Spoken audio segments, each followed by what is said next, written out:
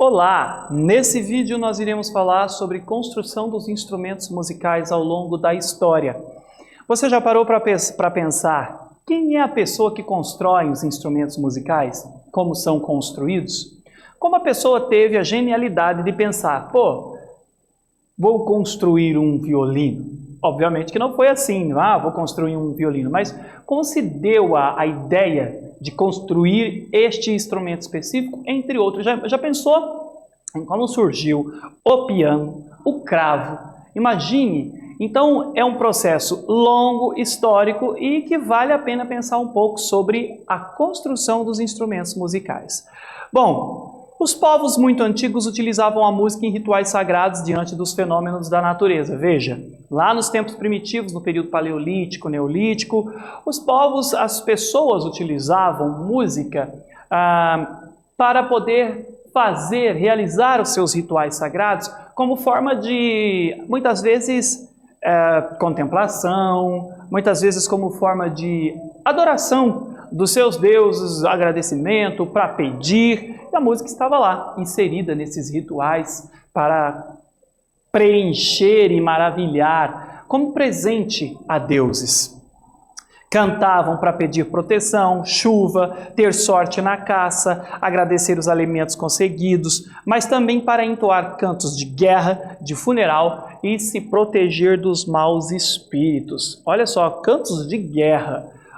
É comum você ver em filmes épicos, filmes antigos, filmes que contam histórias de outros tempos, as pessoas, geralmente os soldados, os guerreiros, entoarem alguns cantos. Então, já nos tempos primitivos, paleolítico e neolítico, você tinha também essa ideia de entoar cantos antes da guerra.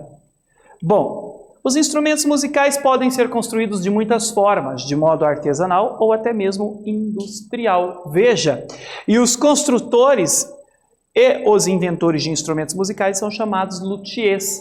Os luthiers eram o nome dado aos construtores de um instrumento musical conhecido como alaúde. E depois, dizem que o alaúde é o pai do violino e que na sequência os luthiers passam a ser responsáveis pela confecção do violino.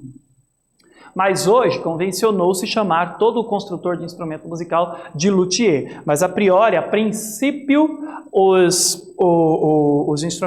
os luthiers dedicavam-se à construção de alaúdes e depois violinos. Eu trouxe aqui para vocês a imagem, olha só, a imagem do Stradivarius.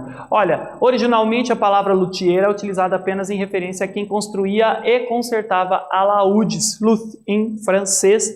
Aqui nós temos uma gravura romântica retratando o luthier italiano Antonio Stradivari, cujo nome deu origem aos violinos Stradivarius, os mais valiosos do mundo. Você já ouviu falar em Antonio Stradivari? Vale a pesquisa sobre ele, o luthier mais famoso do mundo, dono dos violinos, construtor dos violinos, da marca de violino mais famosa do mundo, e hoje existem poucos deste instrumento no mundo.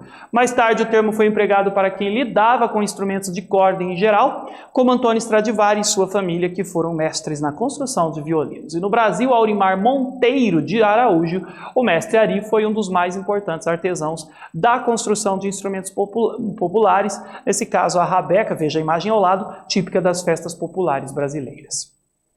Na contemporaneidade temos o grupo GEM, Grupo Experimental de Música, que associa a linguagem musical à linguagem visual. Eles misturam nessa criação os luthiers e artistas plásticos. Observem a imagem ao lado e os materiais são incomuns, gerando sons orgânicos e sintéticos. Vejam que são materiais que se tornam instrumentos musicais, então materiais nada convencionais. Aqui nós temos imagens da apresentação do GEM no Sesc de Santos em 2013 e na instalação os músicos desse grupo extraem sons, timbres e ritmos diversos, enfim, fazem música experimental contemporânea. Nesse vídeo nós falamos sobre a construção dos instrumentos musicais. Eu espero que você tenha gostado e até breve.